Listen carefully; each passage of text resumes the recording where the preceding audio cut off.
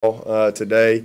When you get a chance to come to this press conference, you know that it's been a great year and opportunity and a privilege to play for the overall ACC championship. I'm just really proud of our team. But first of all, I'd like to congratulate Miami and Coach Rick and his staff. What a year they've had. Just really magical, to study them and to watch the season unfold the way it has. They have just done a tremendous job. So, this is a special opportunity for both teams. I mean, this is two champions. Both teams have earned their division championship and going to compete tomorrow night for the overall championship, and we're both excited about that. There's no doubt. But I'm really proud of our team.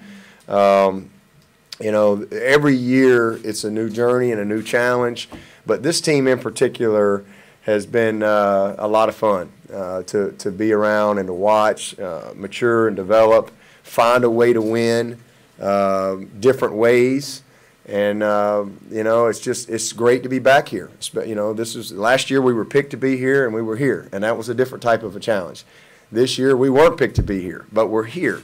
And so the credit goes to the players and our staff, and just really thankful for a tremendous amount of hard work and effort, commitment, dedication, belief that our team has exemplified, all year long. So just ready to get it going tomorrow night, and I know it's going to be a great competitive game, and we're just thankful to have the opportunity to be here, and I appreciate Charlotte and the city and everything that the host committee does to make this a great event for the ACC.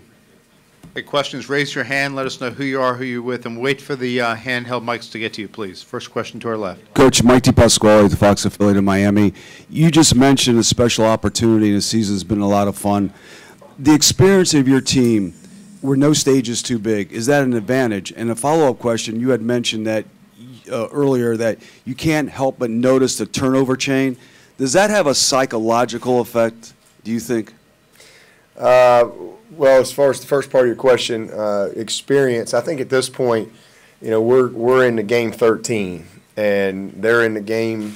I've been saying 11-1 all week, but they're 10-1. I know they had one because of the hurricane, but they're in the game 12. And so these are two experienced teams. I know this is the ACC championship, and they haven't necessarily played in this game, but this game is no different than the other games. Every game's big in college football. I mean, when they played Florida State, that's a pretty big stage.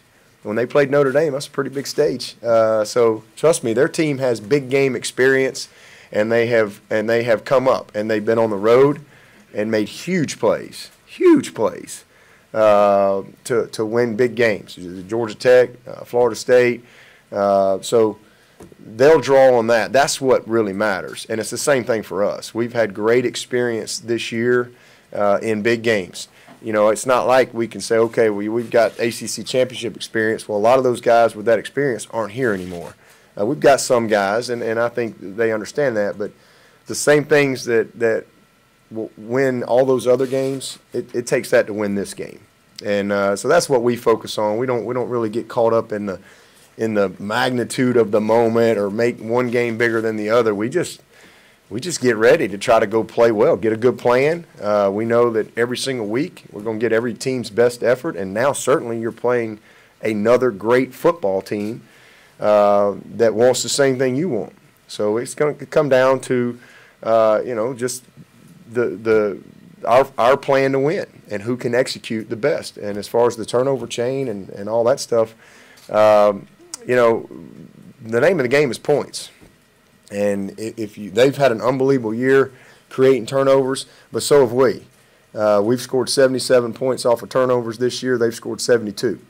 So both teams, and we ain't had a chain or anything like that, but both teams have had incredible years and have been very opportunistic when it comes to creating turnovers and scoring points off of those turnovers, both teams. And I think that's a major reason why we're 11-1 and a major reason why they're 10-1. We've scored a non-offensive touchdown in all 5 road games. Pick sixes, scoop score, punt return for a touchdown. So, that's what we focus on every single week. And I don't have any doubt this game, it's not going to come down to a chain. It's going to come down to players making plays and taking care of the ball, creating turnovers and field position and big plays. That's what wins championship football. All right. Hey, Dabo. It's Hey. Chris Heidel from Herpesman Radio. Oh, yeah. Hey, how Hey, you good doing? voice. Yeah, 2 years ago in the Yeah. same spot. Yeah. You're bringing your third different quarterback here. The last two you were here, you had Boyd and Watson. What did Kelly Bryant do for preparation this week, from watching Watson last year and, the other quarterback you saw here a couple years ago? He did the same thing that he's done all year. Just have a good Monday practice, Tuesday practice, Wednesday practice. I know y'all want me to give you some great answer, but we just don't do anything different. Whether we're playing in the championship game or we're playing in the second game or the fifth game or the sixth game, we believe in how we prepare. It's a very systematic approach to it, and we don't do anything different. Other than what we do every week, and that's study the opponent. Put in the work from a practice standpoint, extra film standpoint, and get yourself physically and mentally ready to go. No different this week. We had a huge game last week, and it's going to take that type of focus and confidence and mindset to have a chance in this one. Front row here. Brandon O'Doy, football hotbed.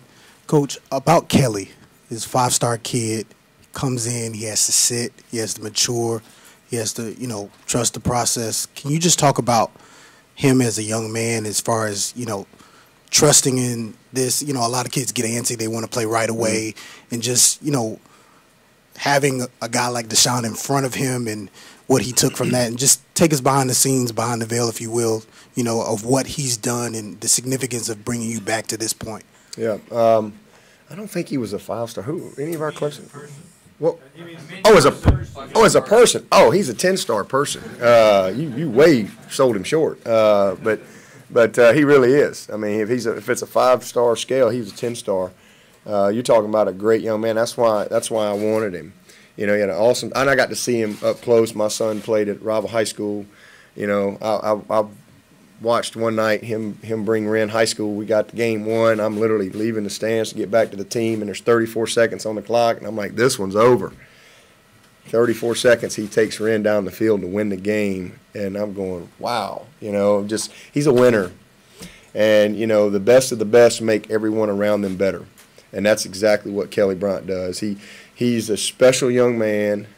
Just a person, who he is. He was a great student in high school. In fact, I read there was a young guy, just a student at the school, that wrote an essay on Kelly Bryant, and I actually read it to the team. I don't know, early part of the season, because I was making a point of this is who Kelly Bryant is, and that's who he was then too. And the point being to Kelly, you just continue to be who you are.